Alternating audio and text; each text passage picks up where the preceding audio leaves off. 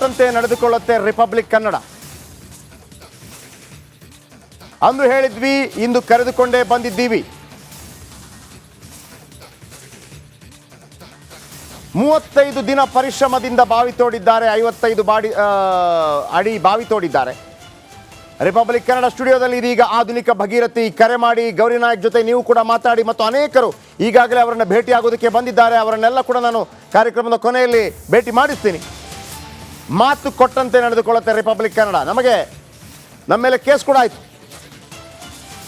ಆದರೆ ಅಲ್ಲಿ ಅದನ್ನು ಮುಚ್ಚಿಸುವಂಥ ಪ್ರಯತ್ನಗಳನ್ನು ಮಾಡಿದರು. ಒಂದು ವೇಳೆ ಆವತ್ತೇನಾದರೂ ನಾವು ರಿಪಬ್ಲಿಕ್ ಕನ್ನಡ ಅವರ ಜೊತೆ ಇಲ್ಲದೇ ಇದ್ದಿದ್ರೆ ಇದೆಲ್ಲ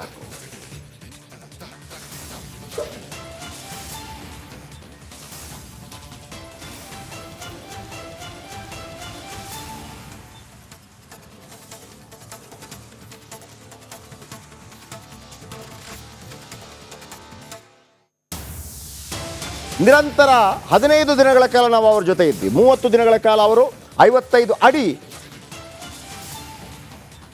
ಆಳದ ಬಾವಿಯನ್ನು ತೋಡಿದ್ದಾರೆ. ಅಲ್ಲಿಗೆ ನೀರು ಬಂದಿದೆ. ಇವತ್ತು ನಾನು ಗೌರಿ ನಾಯಕ್ ಅವರನ್ನ ಸ್ಟುಡಿಯೋಗೆ ಕರ್ಕೊಂಡ್ಬಂದಿದ್ದೀನಿ. ಇಲ್ಲಿದ್ದಾರೆ ನಮ್ಮ ಗೌರಿ ನಾಯಕ್ ಪಂಚ್ ಇಲ್ಲಿದ್ದಾರೆ. ಆಮೇಲೆ ಆ ಕೊಡಪಾನದಲ್ಲಿ ನೀರು ಕೂಡ ತಂದಿದ್ದಾರೆ. ಅವರ ಸೊಸೆ ಚಂದ್ರಪ್ರಭಾ ಅವರು ಕೂಡ ಇದ್ದಾರೆ. ಚಂದ್ರಪ್ರಭಾ ಯಾವ ರೀತಿ ಸಪೋರ್ಟ್ ಕೊಟ್ಟರು ಅಂತಂದರೆ ನಮಗೇನೆ ಇಲ್ಲ, ಈ ಸ್ಟೋರಿಗೆ ಒಂದು ಮಹತ್ವವಾಗಿ ನಾವು ಭಾಳ ಗಟ್ಟಿಯಾಗಿ ನಿಲ್ಲಬೇಕು ಅಂತ ಆಯಿತು, ಇವತ್ತಾಗಿದೆ. ಹಾಗಿದ್ರೆ ಬನ್ನಿ ಅವ್ರ ಹತ್ರ ಮಾತಾಡಿಸ್ತೀನಿ, ನೀವು ಕೂಡ ಕರೆ ಮಾಡಿ ಮಾತಾಡ್ಬೋದು. ಯಾವ ರೀತಿ ಆ ಹೋರಾಟಗಳು ನಡೆಯಿತು ಅವತ್ತಿನಿಂದ ಇವತ್ತಿನ ತನಕ, ನೀರು ಸಿಗೋ ತನಕ ಯಾವ ರೀತಿಯ ಹೋರಾಟವನ್ನು ಗೌರಿಯಮ್ಮ ಮಾಡಿದರು, ಅದಕ್ಕೆ ರಿಪಬ್ಲಿಕ್ ಕನ್ನಡ ಯಾವ ರೀತಿ ಸಪೋರ್ಟಿವ್ ಆಗಿ ನಿಲ್ತು, ಎಲ್ಲವೂ ಸರಿಯಾದಾಗ ಭಗವಂತ ಕೂಡ ಮೆಚ್ತಾನಂತೆ. ಭಗವಂತ ನೀರಿನ ರೂಪದಲ್ಲಿ, ಗಂಗೆಯ ರೂಪದಲ್ಲಿ ಬಂದಿದ್ದಾನೆ. ಅದರ ಕಂಪ್ಲೀಟ್ ಡೀಟೇಲ್ಸ್ ನಿಮ್ಮ ಮುಂದೆ ಈಗ.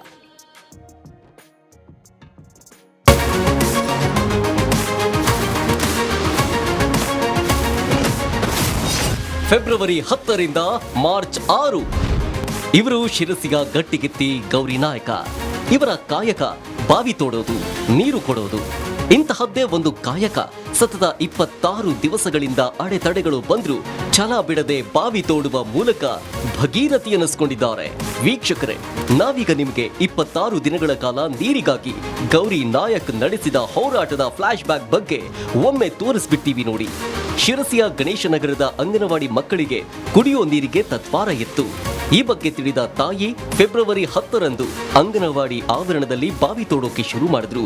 ಈ ಬಗ್ಗೆ ರಿಪಬ್ಲಿಕ್ ಕನ್ನಡದಲ್ಲಿ ನಿರಂತರ ವರದಿ ಪ್ರಸಾರ ಮಾಡಿ ಬೆನ್ನಿಗೆ ನಿಂತು. ವರದಿ ಪ್ರಸಾರವಾಗ್ತಾ ಇದ್ದಂತೆ 2ನೇ ದಿನಕ್ಕೆ ಬಾವಿ ತೋಡದಂತೆ ಭಿನ್ನ ಧ್ವನಿಗಳು ಧ್ವನಿ ಏರಿಸಿದ್ವು. ಸಿಡಿಪಿಒ ಅನಿತಾ ಬಂದು ಬಾವಿ ತೋಡದಂತೆ ಒತ್ತಡ ಹೇರಿದ್ರು. ರಿಪಬ್ಲಿಕ್ ಕನ್ನಡಕ್ಕೆ ಈ ಸುದ್ದಿ ತಿಳಿತಾ ಇದ್ದಂತೆ ಬೆಂಗಳೂರಿನಿಂದ ನಮ್ಮ ಪ್ರತಿನಿಧಿ ಅಂಕಿತರನ್ನ ಕಳಿಸಿ 3ನೇ ದಿವಸ ಸ್ಪಾಟಿನಿಂದಲೇ ಗ್ರೌಂಡ್ ರಿಪೋರ್ಟ್ ಅನ್ನ ವೀಕ್ಷಕರಿಗೆ ನೀಡಲಾಯಿತು. ಬಾವಿಯಲ್ಲಿ ನೀರು ಬಂದ್ರೆ ಎಲ್ಲಿ ಇಲಾಖೆಯ ಮರ್ಯಾದೆ ಹೋಗುತ್ತೆ ಅಂತ ಡಿಡಿ ಹುಲಿಗೆಮ್ಮ ಅಖಾಡಕ್ಕಿಳಿದ್ರು. ರಿಪಬ್ಲಿಕ್ ಕನ್ನಡ ಪ್ರಶ್ನೆ ಹಾಗೂ ಜನಾಕ್ರೋಶಕ್ಕೆ ಅಲ್ಲಿಂದ ಕಾಲ್ಕಿತ್ರು. ಕೊನೆಗೆ ತಾಲೂಕು ಆಡಳಿತ 14ರಿಂದ 19ರವರೆಗೆ ಬಾವಿ ತೋಡಲು ಮೌಖಿಕ ಆದೇಶ ನೀಡಿದ್ರು. ಫೆಬ್ರವರಿ 18ನೇ ತಾರೀಕು ಸಚಿವ ಮಂಕಾಳು ವೈದ್ಯ ಭೇಟಿ ನೀಡಿ ಸನ್ಮಾನ ಮಾಡಿದ್ರು. ಆದರೆ ನೆಕ್ಸ್ಟ್ ಡೇ ಸ್ಥಳಕ್ಕೆ ಬಂದ ತಹಸೀಲ್ದಾರ್ ಶ್ರೀಧರ್ ಬಾವಿ ತೋಡದಂತೆ ಎಚ್ಚರಿಕೆ ಕೊಟ್ಟು ಹಲಗೆಯಿಂದ ಬಾವಿ ಮುಚ್ಚಿದ್ರು. ಆದ್ರೂ ಮತ್ತೆ ರಿಪಬ್ಲಿಕ್ ಕನ್ನಡ ಗೌರಿ ನಾಯಕ್ ಪರ ಗಟ್ಟಿಯಾಗಿ ಧ್ವನಿ ಎತ್ತಲಾಯಿತು. ಮತ್ತೆ ನಮ್ಮ ಪ್ರತಿನಿಧಿ ದಿವಿತ್ರನ್ನ ಗ್ರೌಂಡ್ ರಿಪೋರ್ಟ್ಗೆ ಕಳಿಸಿಕೊಡಲಾಯಿತು. ಫೆಬ್ರವರಿ 21ರಂದು ಸಂಸದ ಅನಂತ್ ಕುಮಾರ್ ಹೆಗಡೆ ಸ್ಥಳಕ್ಕೆ ದೌಡಾಯಿಸಿದ್ರು. ಡಿಸಿ ಗಂಗುಬಾಯಿ ಜೊತೆ ಫೋನ್ನಲ್ಲಿ ಮಾತನಾಡಿ ಬಾವಿ ತೋಡುವ ಅನುಮತಿಯನ್ನ ಗೌರಿ ನಾಯಕ್ಗೆ ಕೊಡಿಸಿದ್ರು. 35 ದಿವಸ 50 ಅಡಿ ಆಳದಲ್ಲಿ ಸಿಕ್ಕಿತು ನೀರು.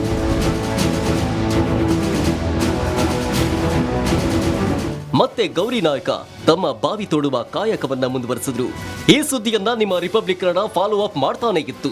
45ರಿಂದ 50 ಅಡಿ ಆಳ ಬಾವಿ ತೋಡ್ತಾ ಇದ್ದಂತೆ ನೀರು ಕಾಣಿಸ್ಕೊಳ್ತು. ಬಾವಿಯಿಂದ ನೀರನ್ನ ಎತ್ತಿ ತಲೆ ಮೇಲೆ ಹಾಕಿಕೊಳ್ಳುವ ಮೂಲಕ ಗೌರಿಯನ್ನ ಸಂಭ್ರಮಿಸಿದ್ರು. ಸ್ಥಳೀಯರು ಕೂಡ ಸಿಹಿ ಹಂಚಿ ಸಂತಸಪಟ್ಟರು. ಗೌರಿಯವರು ಏಕಾಂಗಿಯಾಗಿ 35 ದಿವಸದಿಂದ ತೋಡಿ ಗಂಗೆಯನ್ನ ಹರಿಸಿದ್ದಾರೆ. ಇದು ಗೌರಿ ನಾಯಕ ತೋಡಿದ 3ನೇ ಬಾವಿ. ಮಾರ್ಚ್ 8 ವಿಶ್ವ ಮಹಿಳಾ ದಿನ. ಸದ್ದಿಲ್ಲದೆ ಕಾಯಕ ಮಾಡ್ತಿರುವ ಗೌರಿ ನಾಯಕ ಅವರ ಶ್ರಮಕ್ಕೆ ರಿಪಬ್ಲಿಕ್ ಕನ್ನಡದಿಂದ ಒಂದು ದೊಡ್ಡ ಸಲಾಂ. ದುಡ್ಡು ಬಂಗಾರ ಮಾಡ್ಕೊಂಡ್ ಬಾಚ್ಕೊಂಡ್ರೆ ನಂಗೆ ಈ ಮಣ್ಣು ಅಗಿತೇನಲ್ಲ, ಅದೇ ನನಗ್ ದುಡ್ಡು ಬಂಗಾರ. ಆ ನೀರ್ ಒಂದ್ ಬಂತಂದ್ರೆ ಅದೇ ಖುಷಿ ನನ್ಗಷ್ಟೇ. 4 ಜನ ಕುಡಿದ್ರೆ ಸಾಕು. ನೀರು ಬಂದ ತಕ್ಷಣ ನೀವು ನಮ್ಮ ಸ್ಟುಡಿಯೋಗೆ ಬರಬೇಕು. ಅಡ್ಡಿಲ್ಲ, ಬರ್ತೇನೆ.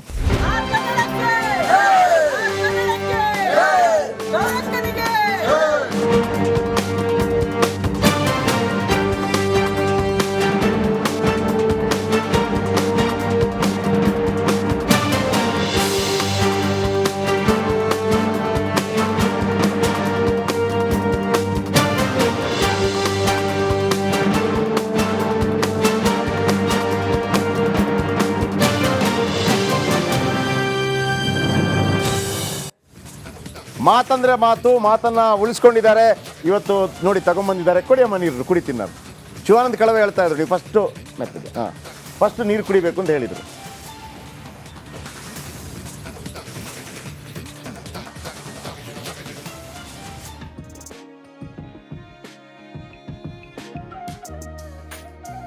ಕೂತ್ಕೊಳ್ಳಿ, ನೀವು ಕೂತ್ಕೊಳ್ಳಿ.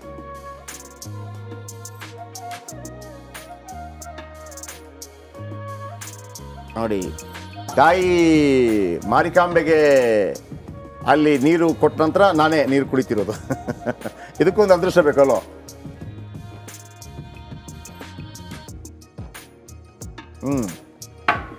ಹೇಳಿ ಅಮ್ಮ, ಎಷ್ಟು ಸಂತೋಷ ಆಯ್ತು? ಏನೆಲ್ಲ ಆಯ್ತು? ಬಹಳ ಸಂತೋಷ ಆಯ್ತು. ಹಾ, ಬಂಗಾರದ ಗಣಿ ಸಿಕ್ಕಿದ್ಕಿಂತ ಬಂಗಾರದ ಗಣಿ ಸಿಕ್ಕಂಗಾಯ್ತು. ಅದಕ್ಕಿಂತನೂ ಸಂತೋಷ ಆಯ್ತು. ಹಾ, ನಾಳೆ ಅಂದ್ರೆ ಮಹಾಶಿವರಾತ್ರಿ, ಹಾ, ನಿನ್ನಿನ ದಿನನೇ ನೀರು ಸಿಕ್ತು. ಹಾ. ತುಂಬಾ ತುಂಬಾ ಸಂತೋಷ. ಗೌರಿ ಗಂಗೆ ನೋಡಿ, ಇಲ್ಲೊಂದು ವಿಶೇಷ ಇದೆ. ಇವರ ಅಂದರೆ ಈಗಿಲ್ಲ, ಇವರ ಪತಿ ಚಂದ್ರಶೇಖರ್ ಅಂತ ಅವರ ಹೆಸರು. ಇವರ ಮಗನ ಹೆಸರು ವಿನಾಯಕ ಅಂತ, ಇವರ ಹೆಸರು ಗೌರಿ ಅಂತ. ಚಂದ್ರಶೇಖರು, ಗೌರಿ, ಮಗ ವಿನಾಯಕ, ಆಮೇಲೆ ಸೊಸೆ ಚಂದ್ರಪ್ರಭಾ ಆಯ್ತಾ. ಸಿಕ್ಕಿರೋದು ಗಂಗೆ.